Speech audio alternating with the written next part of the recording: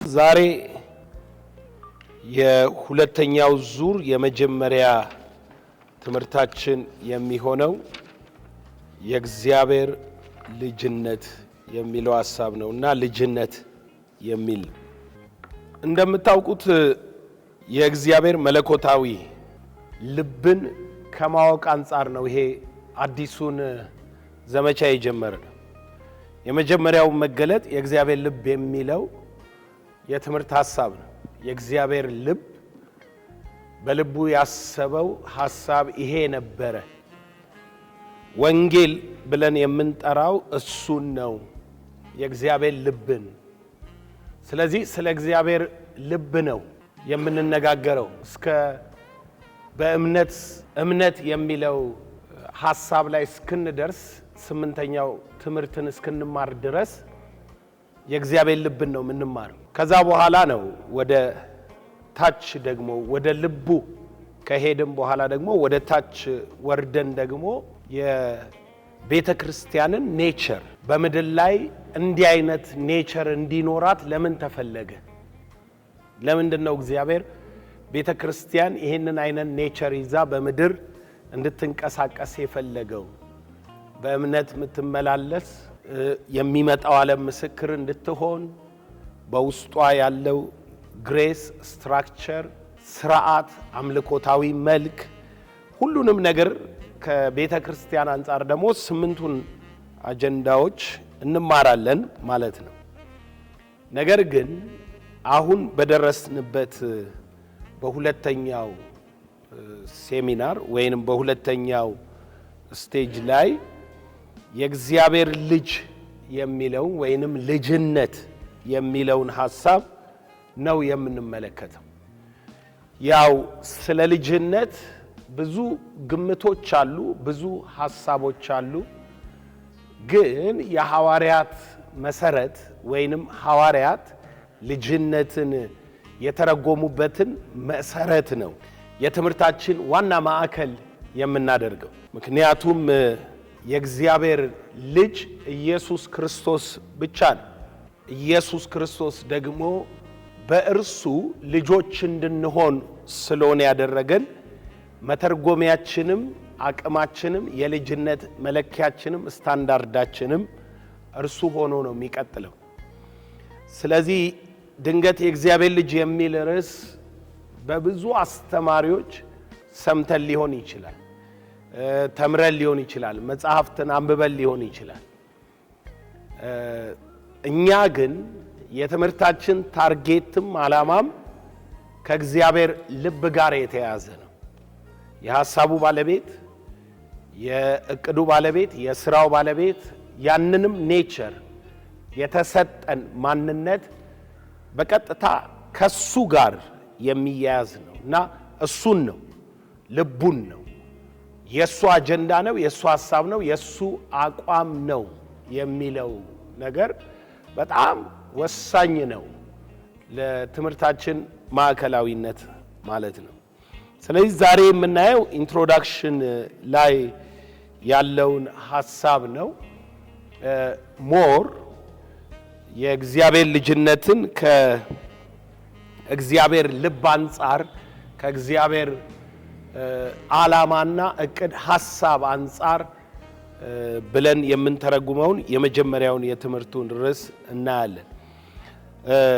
በእነኚህ ርዕሶች የተከፈለ ነው። የመጀመሪያው የእግዚአብሔር ውሳኔ የሚለው ልጅነት የእግዚአብሔር ውሳኔ ነው የሚለውን ሐሳብ እንመለከታለን። ልጆች የሆነው በራሱ በእግዚአብሔር ውሳኔ ነው እንጂ የማናችንም ወይንም የትኛውም ፍጥረት ኢንቮልቭመንት የለበትም። የሐሳብም ሆነ የባለቤትነት ተካፍሎት የለበትም። ሁለተኛ የምንመለከተው የእግዚአብሔር ልጅ ወይንም የልጅነት ትርጉም ሚለውን። ያው እንደምታውቁት ሁሉም ሰው ልጅ የሚለውን ሐሳብ ልጅ በሚለው ፊደል ይናገረዋል። ግን ምን ማለትህ ነው ልጅ ስትል? ከሌላው ነገር ምን ይለየዋል? ልጅነትክ ያንተ ልጅ ብለህ የጠራኸው ማንነት ወይንም ይሄ አይደንቲቲ ምንድነው ትርጓሜው በእግዚአብሔር ዘንድ? በተለይ ደግሞ የእግዚአብሔር ልጆች ተብለን ስንጠራ ፍጥረት ከሆነው አዳም ከወደቀውም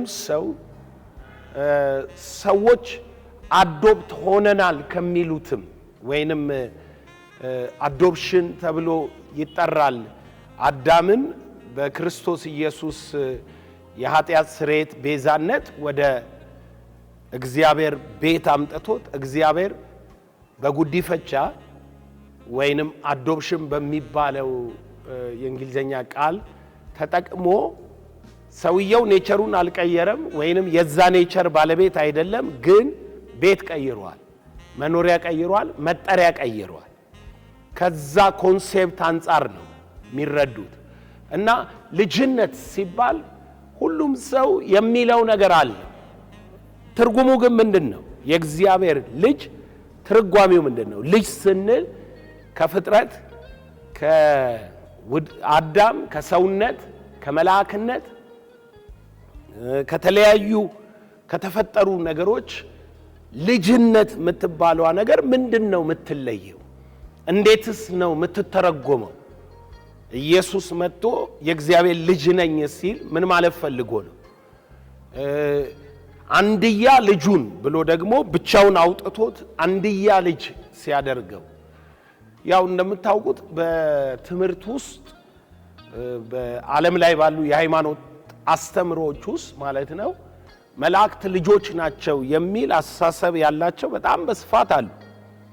መላእክት የእግዚአብሔር ልጆች ናቸው ሚል በሌሎችም አስተምሮ ውስጥ አዳም የእግዚአብሔር ልጅ ነው የሚል ሐሳብ ያላቸውም ሰዎች አሉ።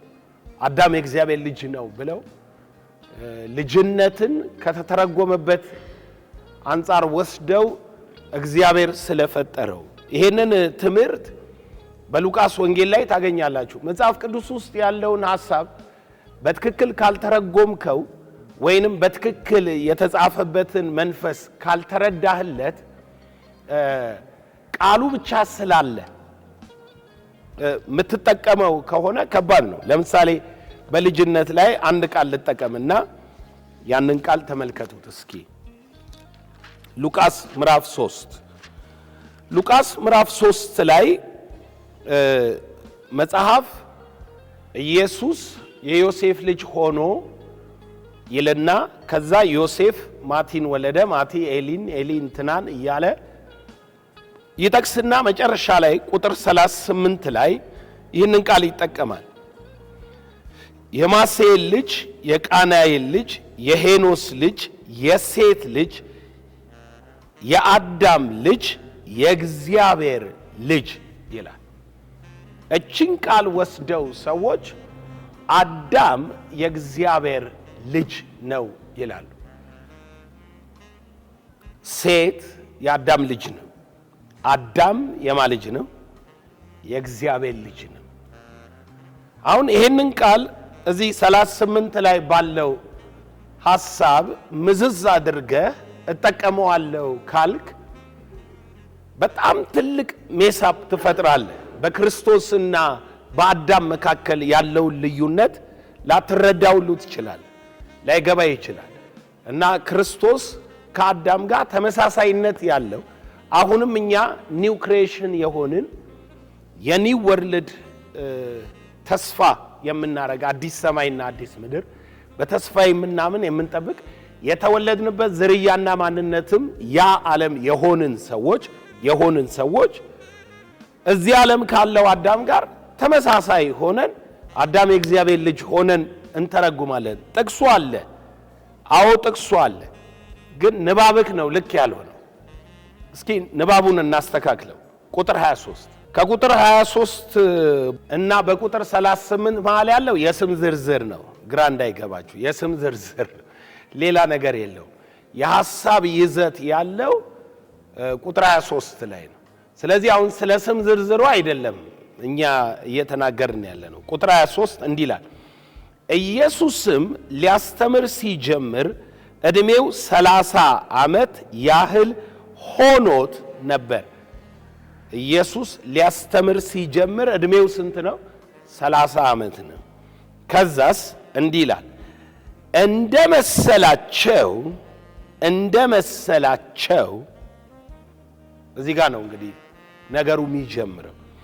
እንደመሰላቸው የዮሴፍ ልጅ ሆኖ፣ አሁን ጸሐፊው የዮሴፍ ልጅ ነው ብሎ አልጀመረም። መጽሐፉ ወይንም እግዚአብሔር ኢየሱስን የዮሴፍ ልጅ ነው ይላልም አላለም። ተናጋሪዎች ወይንም የሌሎቹን ምልከታ ነው እዚህ ጋር ጸሐፊው ያስገባው። ምክንያቱም እዚህ ጋር ሲጀምር የመጀመሪያው አቋም እንደመሰላቸው የሚለው እንደመሰላቸው ሲምፕል ነው። ይሄ ደግሞ በጣም ትክክል ነው። አንድ ሰው መጥቶ እኔ እግዚአብሔር ልጅ ነኝ ሲልህ ታየውና አባት ማን ነው ስትለው ከበደ ነው ይላል። የከበደ አባት ማን ነው? እከሌ ነው። የከሌ አባት ማን ነው? እከሌ ነው ይልና መጨረሻ ላይ ምን ይላል? አዳም። መቼም ዞሮ ዞሮ ማን ጋር ይመጣል? አዳም።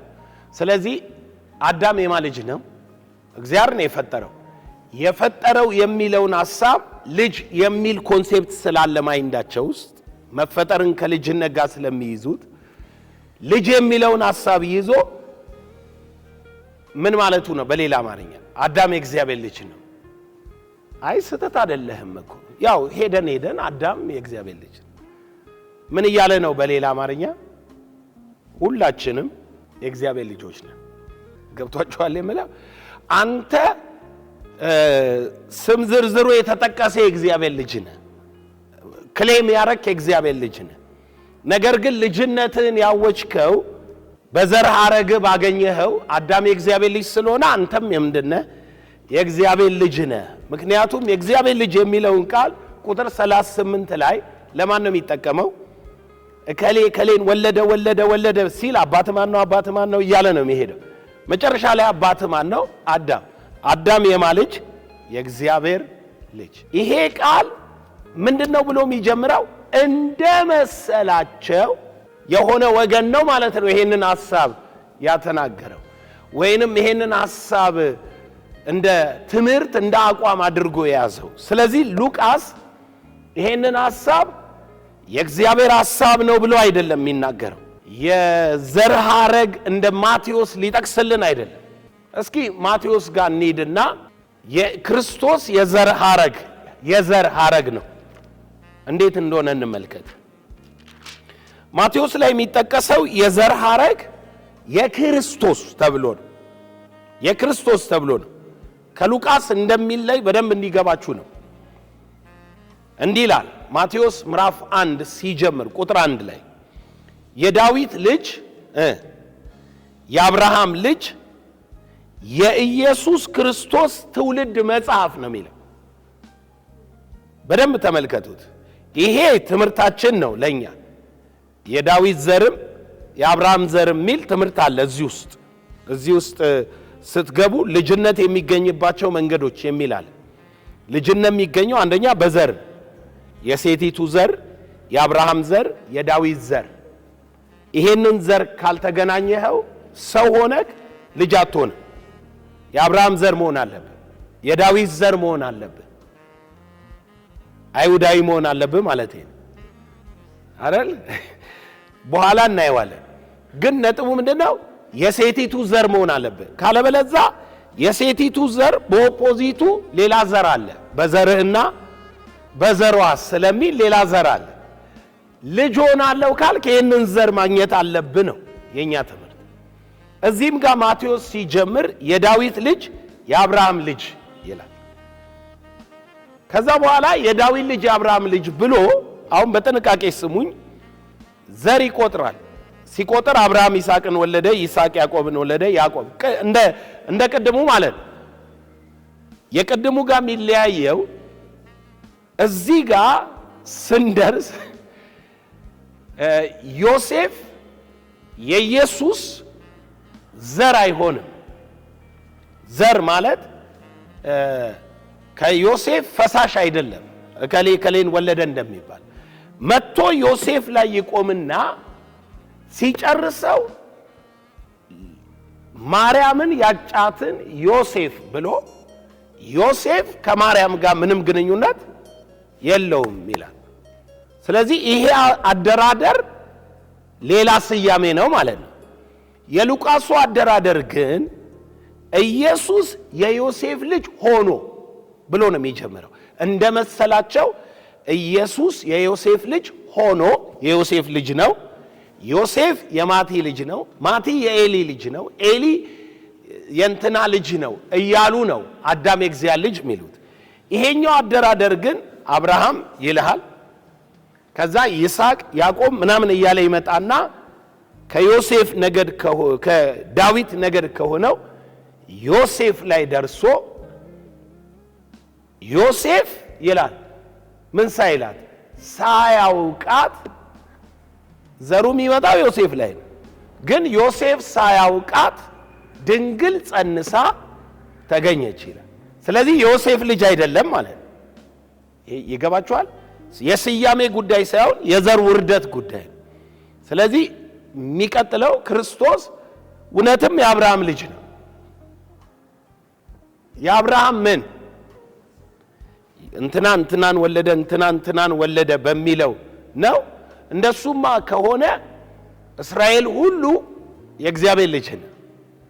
አሁን ግን ጳውሎስ ሮሜ 9:6 ላይ መጣና የተስፋ ቃሉ የተሻረ አይደለም፣ ከእስራኤል የሚወለዱ ሁሉ እስራኤል አይደሉም፣ እነኚህ በስጋ ልጆች የሆኑት የእግዚአብሔር ልጆች አይደሉም ማለት ነው። የተስፋው ቃል ዘር ሆኖ ምን ይላል ይቆጠራል። እሱን ስንደርስበት እናየዋለን። ግን የትምህርታችን መግቢያ ላይ እነኚህ ርዕሶች የተቀመጡባቸው መንገዶች አሉ። ስለዚህ የመጽሐፍ ቅዱሱን ትክክለኛ ሐሳብ ካላገኘህ የእግዚአብሔር ልጅ የሚለውን ለሰው ልጆችም ሰተህ ኮንፊውዥን ልትፈጠር ትችላለህ ማለት ነው። ሌላ ቦታ ደግሞ ኢዮብ መጽሐፍ ላይ የእግዚአብሔር ልጆች በእግዚአብሔር ፊት ሊታዩ ቆሙ ይላል። ሐዋርያው ጳውሎስ ደግሞ ዕብራውያን ላይ መጥቶ ምን ብሎ ያስጠነቅቃል? ከመላእክት አንተ ልጄ ነህ እኔ ዛሬ ወለድኩ ማንንም አላለም ይላል። አንተ ልጄ ነህ የተባለ መልአክ የለም። ስለዚህ ልጅነት ለመላእክት ምን የሚል አይደለም የሚሰጥ አይደለም ብሎ ጳውሎስ ይከለክላል። ሲያነጻጽረው አወዳድሮ እነሱ አይደሉም ልጆችነት አሉ፣ መላእክቱ መናፍስ የሚያረግ ስለ ልጁ ግን ብሎ ጌታ ሆይ አንተ ከጥንት ምድርን መሰረት ብሎ መለኮትነቱን ይናገራል፣ ልጅነቱን ሲናገር። ስለዚህ አሁን በደንብ አንደርስታንድ ማድረግ ያለባችሁ የመጽሐፉ አገባብ በልጅነት ሂደት ውስጥ ጥቅስ ስላለ አይደለም ማለት ነው። ነገሩ የምንረዳው ወደ እግዚአብሔር ልብ ስንደርስ ነው። ነገሩ የአይዲያው ባለቤት የሐሳቡ አቃጅና ተርጓሚ ምን ፈልጎ ነው ልጆች ያለው፣ ለምን ልጆች ፈለገ ሚለውንም ራሱ ማለት ነው። ስለዚህ የልጅነት ትርጉም ሚል ትምህርት አለ። በውስጡ ወራሽነትና የክብሩ ማንጸባረቅ የሚላል። ስለዚህ ልጅነት ከወራሽነትና ከክብር ማንጸባረቅ ጋር የተያያዘ ነው። ደግሞም ሲገባችሁ እንደሱ ነው። እውነቱም ሲታይ የእግዚአብሔርን ልጆች መገለጥ ደግሞ ፍጥረት እየጠበቀ ነው። ራሳችሁን አውቃችሁ እንድትገለጡም ይረዳችኋል። ሶስተኛው አይዲያ በዚህ ውስጥ የመጀመሪያው የእግዚአብሔር ውሳኔ፣ ሁለተኛው የልጅነት ትርጉም፣ ሶስተኛው ልጅነት የሚገኝባቸው መንገዶች። ልጅነት ፍጡር ስለሆንክ ልጅ አትሆን። ብድግ ብለህ የእግዚአብሔር ልጅ እኛም ነን። አንዳንድ ሰዎች እና ከየት መጣን እግዚአብሔር አይደለ የፈጠረ ይላል። ልጅነት አዳምም አይደለም ወይንም ሰዎች እግዚአብሔር ልጆች ትሆናላችሁ የሚል ስለተናገረ ልጆች አልሆኑም። ልጅነት የሚመጡባቸው መንገዶች አሉ። እነኛን የልጅነት መንገዶች መከተል አለብህ። ለምሳሌ ታስበው ዘንድ ሰው ምንድነው ብሎ ይጀምራል ምዕራፍ 2 ላይ። ምዕራፍ 1 ላይ ከመላእክት ጋር ነው የሚያነጻጽረው። ምዕራፍ 2 ላይ ግን ከመላእክት ጋር አይደለም፣ ወደ ሰው ልጆች ይመጣል። ታስበው ዘንድ ሰው ምንድነው ይላል ዕብራውያን 2 ላይ ተጎበኘው ዘንድ የሰው ልጅ ምንድነው የሰው ልጅ ነው እስቲል የሰው ልጅ ነው ከዛ ይወርድና ቁጥር 10 ላይ ሲደርስ እንዲህ የሚል ቃል ይጠቀማል ኢየሱስ ክርስቶስ ከመላእክ በጥቂት አንሶ ስለ ሰው ልጆች መከራን ይቀበል ዘንድ በእግዚአብሔር ጸጋ አለና ቀጥሎ ያለችው ቃል እንዲህ ትላለች ብዙ ልጆችን ወደ ክብር ሲያመጣ ይላል ይሄ ብዙ ልጆች ወይንም ያንኑ ክብር እንድንወርስ ሲያደርገን ልጅነትን ያገኘንበትን መንገድም ዝቅ ብሎ ይነግረናል ቁጥር 14 ላይ በስጋና በደም ተካፍሎ ቁጥር 15 ወይ 16 ላይ እንዲህ የምትል ቃል ይጠቀማል ምዕራፍ 2 ማለት ነው ትምህርቱ ውስጥ በስፋት ስላለ ዕብራውያኑን አስረዳቸዋል ግን ቁጥር 15 ላይ ይመስለኛል ቁጥር 16 ላይ እቺን ቃል ይጠቀማታል ከዝርያው የአብርሃምን ዘር ይዟል እንጂ የመላእክን ዘር አልያዘም ይላል ስለዚህ አሁን የሆነ ዘር ያስፈልጋል ማለት ነው ምን ለመሆን ወንድሞቹ ተብለ ለመጠራት ወደ ልጅነት ክብር ለመግባት ሰው በመሆን ብቻ ልጅነትን ተካፈላለ ማለት አይደለም ወደ ልጅነት የሚያስገባ ዝርያ ያስፈልጋል ከዚህ የተነሳ ልጅነት የሚገኝባቸው መንገዶች ብለን ስንተረጉም የመጀመሪያው ዘር ነው ዘር በሚለው መጽሐፍ ቅዱሳችን እንዴት ነው ዘርን ያስቀመጠው የልጅነት ዘር የትኛው ዘር ነው ሲባል የመጀመሪያው የሴቲቱ ዘር ነው በዘፍጥረት መጽሐፍ ላይ ያለው የሴቲቱ ዘር ነው ሁለተኛው የአብርሃም ዘር ነው ሶስተኛው የዳዊት ዘር ነው በእነኚህ ሶስቱ መንገዶች እግዚአብሔር ልጅነትን እንድትካፈሉ አስቀምጦላችኋል እነኚህ ዘር ጋር ግንኙነት የሌለው ሰው የእግዚአብሔር ልጅ ተብሎ ሊጠራ አይችልም የእግዚአብሔር ልጅ መሆንም አይቻልም በእነኚህ ዘሮች ውስጥ ለመገኘት አራተኛና አምስተኛ ሊያይተን ያስቀመጥናቸው ነገሮች አሉ አንዱ ዳግም ውልደት ከዚህ ከፍጥረታዊ ሰው ወደ ቦርን አጌን መንፈሳዊ ሰውነት የምንሻገርበት ከመንፈስ ከእግዚአብሔር የምንወለድበት ሁለተኛው ደግሞ አዲስ ፍጥረት ብለን ከሰማይ አንፃር ወይንም ሊገለጥ ካለው ከሚመጣው ዓለም አንፃር አዲስ ፍጥረት ምንድነው የሚለውን እናያለን ማለት ነው እነኚህን ነገሮች ስንረዳ በትምህርታችን ውስጥ እነኚህ 6 ነጥቦች ሰዎች እንዲረዱት ኤክስፔክት ይደረጋል ተምሮ አንድ ሰው ሲጨርስ እነኚህን 6 ሐሳቦች በእነኚህ ርዕሶች ተምሮ እንደጨረሰ ኤክስፔክት ይደረጋል አንደኛ የእግዚአብሔር ውሳኔ በትክክል ልጅነት እንደሆነ ይረዳል እግዚአብሔር ይሄ ሁሉ የምታዩት ፕሮሰስ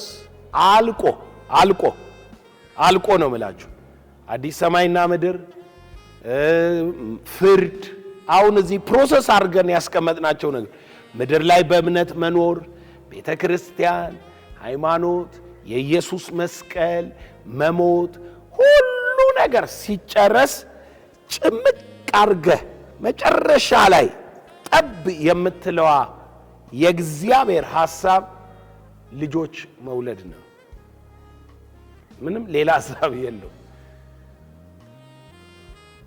እግዚአብሔር ልጅ መውለድ ነው ፍላጎቱ በቃ ልጆች ነው የፈለገው አሁን እሳት ባህር መክተት ከእሳት ባህር ማውጣት ምናምን የሚለው ነገር ሁሉ አልቆ መጨረሻ ላይ መቼም ፕሮሰሱ አይደለም አይደለም ሪዛልቱ ነው ወሳኙ የመጨረሻው ሪዛልት ማለት በሃይማኖት ቤት ምንለው ምንድነው በሃይማኖት ቤት ውስጥ የምትለው መንግስተ ሰማይ እንገባለን አይደለም ምንለው እግዚአብሔር ምን ይተከማል አንተ መንግስተ ሰማይ ስገባ ወርቅ እና ዳይመንድ ግርግዳው የሆነ ቤት ውስጥ ወይንም እሱ የሚኖርበት ውስጥ ወሰደ ተብለ ነው የሚያልቀው።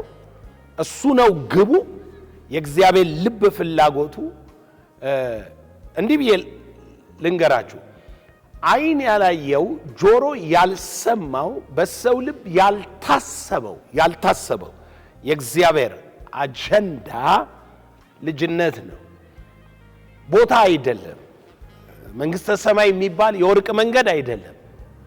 እነሆ ስሙ በዙፋኑ ላይ የተቀመጠው ሁሉን አዲስ አደርጋለሁ ያለው ቃል እቺ አዲስ የምትለዋ ቃል የመጨረሻ ስትፈጸም አዲስ ሰማይ አዲስ ምድር ምናምን የሚባል ነገር አለው። ግን የአዲሱ ሰማይና ምድር ወራሹም ባለቤቱም ልጅነት ነው። እዚያ አሁን አዲስ ፍጥረት መሆናችን የዛ አዲስ ሰማይና ምድር ስርዓት ተካፋይነት ነው።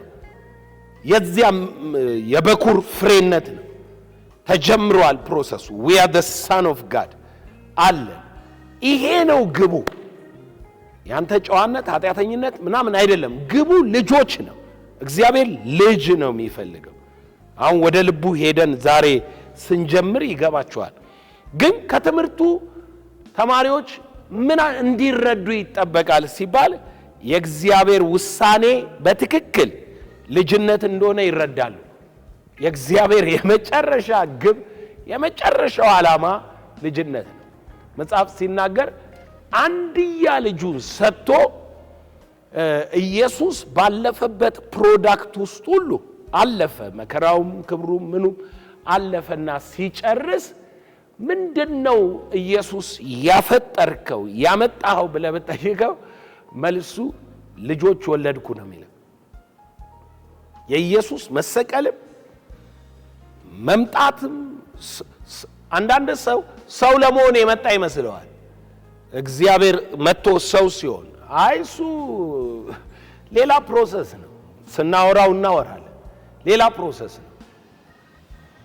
አንተን መሆን መስቀል ነው። ያንተ ቤዛነት ነው። ትንሣኤው ሰው የመሆን ፕሮግራም አይደለም። ነገር ግን አንተ ሰነፍ ካልዘራኸው ምን አይልም? ዘሩ አይበቅልም። ስለዚህ በመበስበስ ምን ይላል? ይዘራል። ፍጥረታዊ ይዘራል። ኢየሱስ ፍጥረታዊ መሆን አይደለም ግቡ ማለት ነው። ፍጥረታዊ ይዘራል፣ የሚበሰብስ ይዘራል፣ ደካማ ይዘራል። ኢየሱስ ደካማ መሆን አይደለም ፕሮግራሙ። ግቡ ያ አይደለም። በቃ ሰው መከራ እንደሚቀበል እስኪ እናንተ የሰው ልጆች መከራችሁ እንዴት እንደሆነ ልቅመሰው እስኪ ብሎ ደካማ ለመሆን አይደለም የመጣው። ደካማው ይዘራል። ምን እንዲሆን? ትንሣኤ እንዲሆን። ትንሣኤ ደግሞ ፍጥረታዊ አይደለም፣ ደካማ አይደለም፣ የሚበሰብስ አይደለም። አሁን ዛሬ በጣም አስረግጬ የምነግራችሁ አንድ ጥቅስ አለ። ልጅነትን የእግዚአብሔር ፐርፐዝ እንደሆነ ከትምህርቱ ይረዳሉ ተብሎ ይጠበቃል። ሁለተኛው የእግዚአብሔር ልጅነት ትርጉም ይገባቸዋል። ልጅነት ስትባል አሁን ደስ ከማለት ውጪ ምንድነኝ ብለህ ነው ኤክስፕሬስ የምታረገው? መቼም ልጅ የሆነው ዛሬ እናየዋለን። ልጅ የሆነው ይሄ ደካማ የሆነው የሚበሰብሰው የሚባለው ይሄ ስጋህ ወይ ጨዋ የሆነው ማይጠጣው ማይቅመው ማያጨሰው ማያመነዝረው ማይገለው ማይዋሸው የሚባለው 10 ትእዛዝ የሚጠብቅ ሰውዬ አይደለም። አንድ ሰው ልጅነቴን እያብረቀረኩ እየመሰልኩ እኖራለሁ ካለ ምን እንዲሆን ነው ኤክስፔክት የሚደረገው? የልጅነት ራሱ ትርጓሜው ምንድነው ሚለው ሲገባ የልጅነት ትርጉም ይገባቸዋል ሲል ከአባቴ ብዙ ስራ አሳየዋችሁ ይላል ኢየሱስ። እንደኛው ነው ግን አሳየዋችሁ ነው። እኔን ያየ አብን አይቷል ይላል። በእኔ ላይ የምታየው የኔ አይደለም፣ የሚያሳይህ ነገር አለ ማለት ነው። ስለዚህ ነው የክብሩ ምን ማንጸባረቅና የባህሪው ምሳሌ ልጅነት ያንን ኔቸር ማብረቅረቅ ነው፣ መግለጥ ነው። መጽሐፍ ሲናገር የልጁ መልክ እንዲመስሉ አስቀድሞ ወስኗል። ስለዚህ ልጅነትን በመልክ የሚገለጥ እንጂ 10 ትእዛዝ በመጠበቅ ልጅነትን፣ ባህታዊ በመሆን ልጅነትን፣ ጥሩ ሰባኪ አፖስትል በመሆን ልጅነትን የሆነ ምንፈጥረው የኛ ከፀሐይ በታች ያለን አክቲቪቲ ብርቱነት ምናምን በማሳየት የሚመጣ አይደለም። ትምህርት ውስጥ ሰዎች ይገባቸዋል። ለካ ልጅነቴ መልኩን ማብረቅረቄ ነው፣ የሱን መልክ ማንጸባረቄ ነው። ሶስተኛ በልጅነት ውስጥ ያለውን የዘር መሰረታዊ ፋይዳና የዘር አይነቶች ይብራራሉ። ኃጢአት ማድረግ አይችሉም ይላል መጽሐፍ ቅዱስ። ማን ነው ኃጢአት ማድረግ አይችልም? የእግዚአብሔር ልጆች ኃጢአት ማድረግ አይችሉም ነው የሚለው። አይችሉም ብሎ ነው የሚለው። እኛ እንችላለን፣ ግን የእግዚአብሔር ልጆች ነን። ዘር ስለማትለይ ይጋጨባል። ድሮ አብያታ ያለው ይሄንን የዮሐንስ መልእክት እያጠናን ስለ እዚህ ጋር ደርሰን ከእግዚአብሔር የተወለዱ ኃጢአትን ሊያረጉ አይችሉም አስጠኙ ሁላችንም ማለት ነው። ይሄን ጥቅስ ብንዘለው ነው ደስ የሚለን። ለምንድን ነው ደስ? ሁሉም እዚህ ውስጥ ኃጢአት ይሰራል። ኃጢአት የሚሰራ ኃጢአት ተብሎ በተጠራው ማንነት የሚሰራ ሰው ስለሆነ ህሊናው የሁሉም ሰው ከዚህ ጥቅስ ጋር እውነት ነው ብሎ ለመቀበል አይመጥንም። ልጅ ነኝም ይላል፣ ቀጥሎ ደግሞ እውነት ነው ማለትም ይከብደዋል። ለምን? ይሄ ቃል እንዲህ ስለሆነ። ግን አሁን ዘር ስትማር ይሄንኑ ጥቅስ በአንደኛ ዮሐንስ መልእክት ምዕራፍ 3 ቁጥር 10 ላይ ዮሐንስ ምን ብሎ ነው መጥቀስ የፈለገው? አንደኛ ዮሐንስ መልእክት ምዕራፍ 3 ቁጥር 10 እንዴትስ ነው ዮሐንስ ያስቀመጠው? የልጅነትህን ትርጓሜ እንዴት አድርጎስ ነው የገለጠው ዮሐንስ? ኃጢአት አትሰራም ሲል ለምን አትሰራም ማለት የሚመለስልህ ዘር ሚለው ውስጥ ስትሄድ ነው። ደግሞ ዘር ሚለው ውስጥ ስትሄድ እንቅጩን ታገኘዋለህ። ዘር ማለት ካይንድ ነው። ለምሳሌ አሁን ኃጢአተኛ ነን። ማን ነው ኃጢአት የሌለበት ከመሃላችን? ኃጢአት በክርስትና እምነት ትምህርት ውስጥ በዘር የሚተላለፍ ጉዳይ ነው። ለዚህ ነው በአንዱ ምክንያት ሁሉ ኃጢአተኞች ሆኑ ሚለው። ስለዚህ የዘር ጉዳይ ነው። እኛ እምነታችን ኃጢአት የዘር ጉዳይ ነው። የኃጢአተኛ ዘር ተብሎ ነው በኢሳይያስ 14 ላይ የተጻፈው። ሞት የሚካፈል ወገን ሁሉ በዝርያው የኃጢአተኛ ምንድን ነው? ዘር ነው። የኃጢአት ዘር ነው። ኃጢአት በዘር የሚተላለፍ ጉዳይ ነው። በብሔር አላልኩ፣ በዘር ነው ያልኩት። በዘር የሚተላለፍ ጉዳይ ነው። ስለዚህ አሁን ዘር ቀይረሃል የሚለው ኮንሴፕት ከኃጢአትም አርነት ያወጣል። ለምን? ዘርክ ውስጥ ኃጢአት ስለሌለ። ምን ይላል?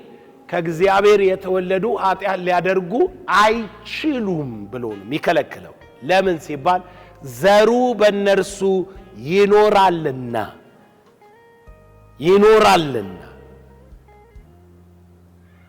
ቤተ ክርስቲያን ላይ ስትመጡ ይሄንን ዘር ሰው በትክክል አንደርስታንድ አድርጎ በላይ ያለውን ሲሻ በላይ ያለውን ሲያስብ በምድር ያሉት ከምኞታቸው ጋር ሲሰቀሉ ዘር ለካ ኃጢአት ለካ አትያዝ፣ አትቅመስ፣ አትንካ ሚል ሳይሆን ከሱ ጋር ሞተ ከሱ ጋር ምን ስትነሳ በአዲሱ አይደንቲቲህና ማንነትህ ውስጥ የምትለማመደው የልጅነት የህይወት ልምምድ ነው። ከዛ ስለዚህ የዘር አይነቶችን ይለያሉ።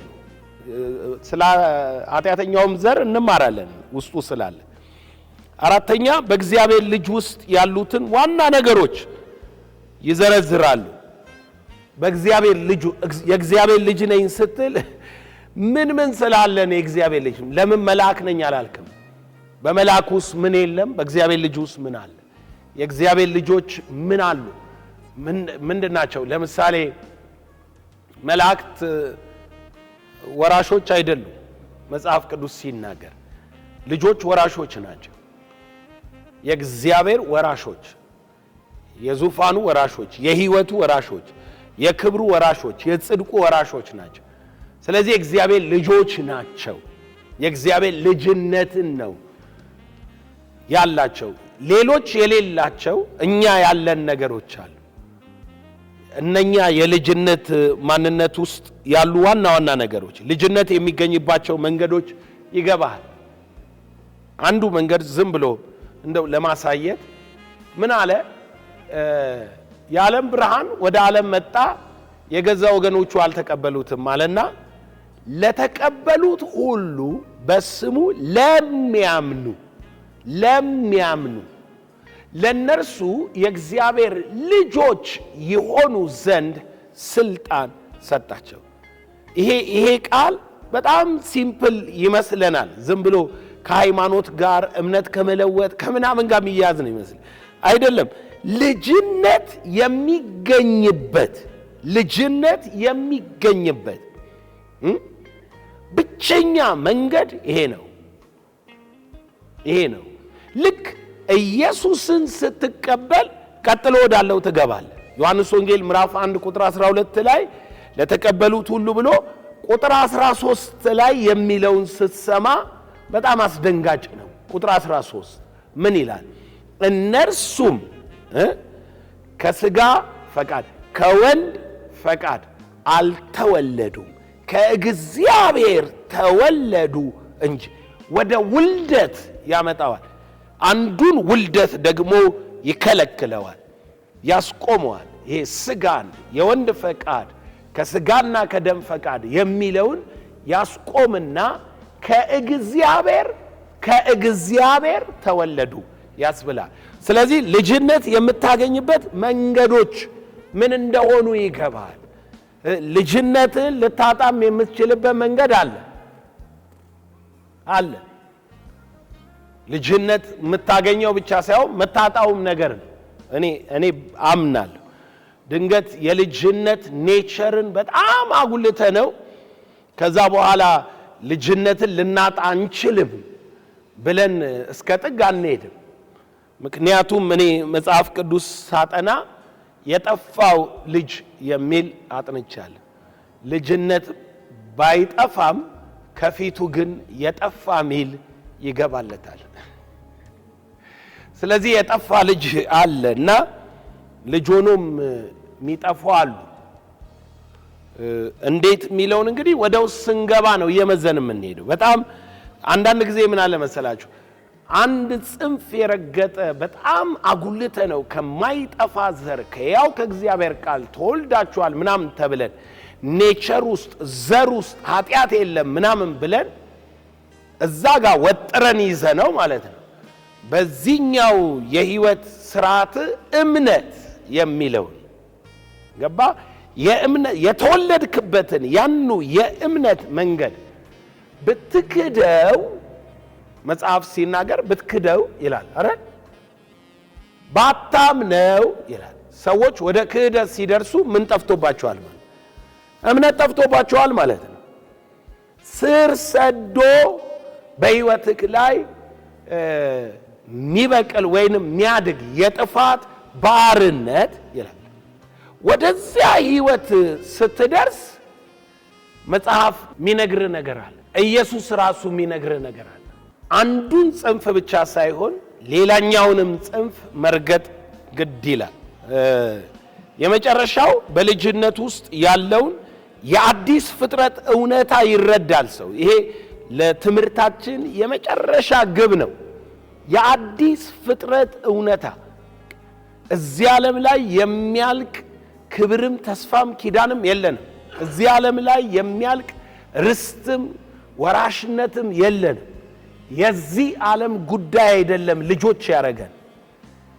የእግዚአብሔር ልጅ አንድ ጊዜ አንዱ አጋንንት ያስወጣልና አጋንንት ያስወጣ አጋንንት የሚጮኸው ምን ስለሆንክ ነው አለው እና ልጁ የንጉሥ ልጅ ነኛ አለ። አጋንንቱን የሚያስወጣው ልጅ የንጉስ ልጅ ነኝ አለ እና ዝቅ ብሎ ሾዳውን አየ። ሾዳው የአፄ ምኒልክ ጊዜ ያራዳ ቋንቋ ነው። ያሁን ሰዎች አይገባቸው። ሾዳውን ሲያየው ጫማው የተቀደደ ነው። የልጁ ጫማ ቀዳዳ ጫማ ነው ያረገው። ያው ታውቃላችሁ የድሮ አገልጋይ በመከራ ነው ያገለገለ የሚመስለውና ልብሱም ጫማውም ምንም የተጎዳ ነው የሚመስለው። ይሄን አርገነው የንጉስ ልጅ ነኝ የምትለው አለው። ሄዶ ነው ቁጭ ያለው ልጁ ማለት ነው። ጫማ አይደለም ልጅነት አላለም። ለምን? የመለኪያውን ሚዛን እሱ በሚለካበት በጫማ ልጅ ሊያረገው የንጉስ ልጅ ሊያረገው። ምክንያቱም የንጉስ ልጅ እዚህ ዓለም ላይ ምንድነው? ሀብታም ወርቅ የሚለብስ ካባ ያለው ምናምን ነው የንጉስ ልጅ። በዚህ ዓለም ነው። በዚህ ዓለም የንጉስ ልጅነት የእግዚአብሔር ልጅ ነኝ ብለህ በእግሬ በባስ እየተመላለስኩ ብትል አይሆንም። የእግዚአብሔር ልጅ ነኝ ብለህ ድንጋይ ዳቦ አርግ እንደማለት ማለት ነው። ልጅ ከሆንክ ድንጋይ ምን በል ዳቦ አርግ ነው። ሰው በእንጀራ አይኖርም ማለት አለበት ልጅነትን ለማረጋገጥ። አየህ፣ ካለበለዛ ሰው በእንጀራ አይኖርም ሳይሆን እንጀራ የበሉ ናቸው ልጆች ማለት ነው። ድንጋይ ዳቦ ያረጉ ናቸው ልጆች ማለት ነው። ወደዛ ነው የሚሄደው። አቋም አርገ ማወቅ ያለብህ የአዲስ ፍጥረት እውነታ